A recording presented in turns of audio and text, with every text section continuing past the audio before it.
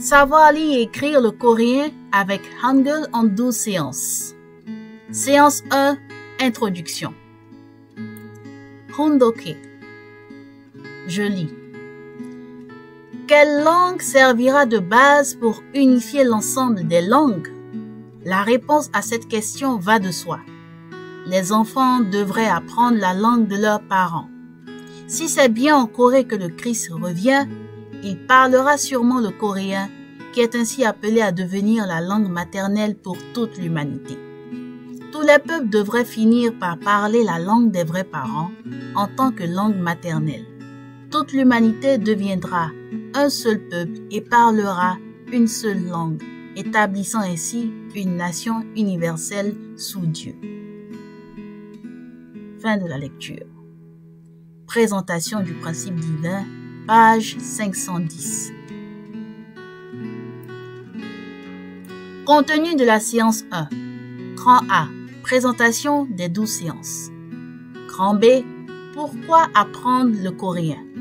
Grand C. Les origines de l'écriture coréenne. Grand A. Présentation des 12 séances. Séance 1. Introduction. Séance 2. Les consonnes. Séance 3. Les voyelles. Séance 4. La formation des syllabes. Séance 5. Les différents types de syllabes. Séance 6. Les consonnes. Séance 7. Les règles de prononciation, première partie. Séance 8. Les règles de prononciation, deuxième partie. Séance 9. Kayong Mengse. Séance 10. Langage de base. Séance 11. Chantons en coréen. Séance 12. Conclusion. Grand B. Pourquoi apprendre le coréen?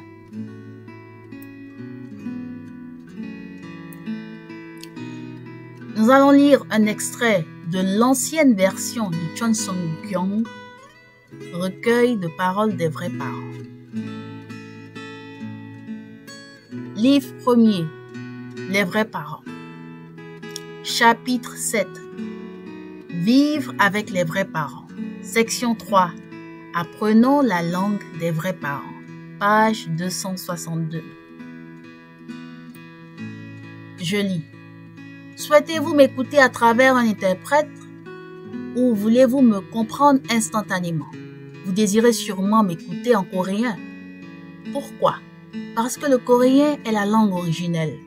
C'est pourquoi lorsque vous étudiez le principe, vous ne pouvez comprendre la signification des mots si vous ne connaissez pas le coréen. De plus, quand vous irez dans le monde spirituel, serez-vous fier de dire « Moi, j'ai vécu en écoutant la parole de notre Père directement en coréen » ou de dire « Moi, j'ai écouté notre Père par l'intermédiaire d'un interprète ». De quoi serez-vous fier? De plus, c'est une langue qui exude le monde idéal de l'amour. Est-ce qu'on peut chuchoter des mots d'amour avec l'aide d'un interprète? Fin de citation. Deuxième extrait de l'ancienne version du Cheonsongkyong, recueil de paroles des vrais parents. Livre 10. La vie dans l'ère du testament accompli. Chapitre 3. La vision de la nation et du monde. Section 2. Structure de la société, de la nation et du monde idéaux. 2.3. Une seule langue. Page 1584.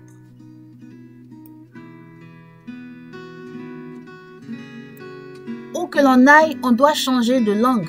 Là où les porcelets de tout pays savent grogner de la même façon et les veaux meugler aussi de la même façon. Ah, que c'est pénible de demander ne serait-ce qu'à manger. On devient muet et sourd par-dessus le marché. À quoi est-ce dû? En bref, la chute nous a mis dans cette situation. Comment peut-on se dire Seigneur de toute la création quand on n'est même pas capable d'unité linguistique et de parler une seule langue? C'est si triste. Que d'absurdité en ce monde. Apparu en Corée, la langue et l'alphabet coréen y sont d'usage courant. C'est en coréen qu'on a commencé à parler de vrais parents. L'amour des vrais parents pour la première fois de l'histoire a pu être greffé à l'amour de Dieu pour les vrais parents. À partir de son amour, Dieu nous a parlé pour la première fois sur la base de l'amour qui émane des vrais parents. Il a donc parlé en coréen. L'origine des mots « vrais parents » étant absolue, là se trouve la raison pour laquelle vous devez apprendre le coréen. Fin de citation. Troisième extrait du Ma vie au service de la paix. Mémoire de Sun Myung-moon. 7e partie. Des projets pour guérir le monde. Des larmes de douleur à la paix et l'amour. Page 318 à 319. Je lis. J'aime l'alphabet Hangul que nous utilisons. Le terme Hunmin Jeongeum, nom d'origine de l'alphabet Hangul, me plaît bien. Il signifie son correct pour l'éducation du peuple. La signification en est si belle. L'excellence du Hangul a survécu pendant des siècles et contribue toujours à la beauté de la communication humaine, même à l'âge du numérique. Je trouve formidable qu'une simple combinaison de consonnes et de voyelles puisse permettre de communiquer et même d'imiter tous les sons de la création. Depuis 30 ans, je dis aux membres de notre Église dans d'autres pays de préparer l'avenir en apprenant le coréen. Hasard? Sûrement pas. La langue, c'est l'âme. À telle enseigne que les Japonais voulaient vraiment éliminer la langue coréenne pendant l'occupation. C'était par volonté de détruire l'âme de ce pays.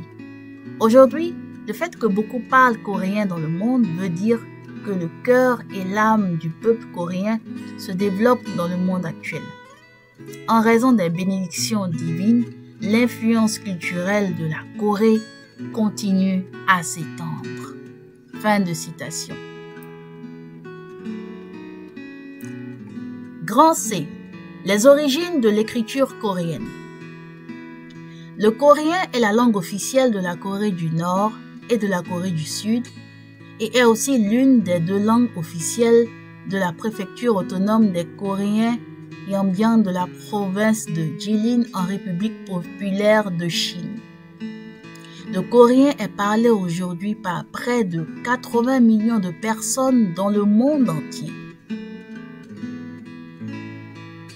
Pendant plus d'un millénaire, la langue coréenne s'écrivait avec les caractères chinois appelés Hanja pour l'élite et un autre système appelé Idu pour la classe moyenne. Les Coréens formaient un seul peuple.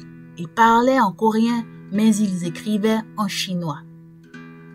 Au XVe siècle, un système national d'écriture fut instauré par le roi Sejong le Grand, 4e roi de la dynastie Joseon. En effet, à l'époque, la majorité des Coréens étaient illettrés avant l'invention de ce nouveau système d'écriture. Il ne parvint à s'étendre réellement qu'à partir du XXe siècle, parce que l'aristocratie Yangban de l'époque préférait le hanja. Écrire était chose strictement réservée à l'élite dirigeante, qui écrivait le plus souvent en chinois classique uniquement. Un jour, le roi Sejong le Grand déclara « La langue parlée de notre pays diffère de celle de la Chine et s'accommode mal des caractères chinois. C'est ainsi que parmi les gens qui n'ont pas reçu une éducation très élevée, nombreux sont ceux qui voudraient exprimer quelques sentiments par l'écriture et qui en sont incapables. Tout ceci m'attriste beaucoup. C'est pourquoi j'ai conçu 28 nouvelles lettres, que chacun les essaie à sa convenance et les adopte dans la vie ordinaire. » Le roi Sejong le Grand promulgua l'alphabet coréen en 1446. Le projet fut achevé en fin décembre 1443 ou janvier 1444. Puis, il en fit la description en 1446 dans un document intitulé Hunmin Jeongeun, son correct pour l'éducation du peuple. C'est avec ce nom que l'alphabet coréen fut baptisé. La date de publication de Hunmin Jeongeun, le 9 octobre 1946, devint Hangul Day en Corée du Sud. En Corée du Nord, cela équivaut au 15 janvier.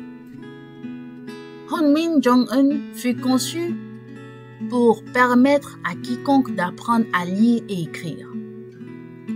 Le Haerye, un document d'explication du Hunmin Jeongeun, déclare même ceci: la personne la plus intelligente peut apprendre le système d'écriture coréen en une seule journée, et même la personne la plus idiote peut l'apprendre en l'espace de 10 jours.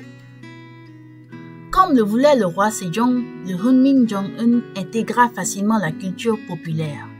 Il était utilisé surtout par les femmes et les écrivains d'histoire populaire. Ainsi, il permettait à l'information de se répandre très rapidement auprès des personnes illettrées. Cependant, dans les années 1440, l'élite s'opposa à ce nouveau système d'écriture, notamment Cho Man-ri et d'autres érudits coréens pour qui le hanja était la seule écriture légitime. Ils voyaient peut-être leur position menacée par cette nouvelle écriture.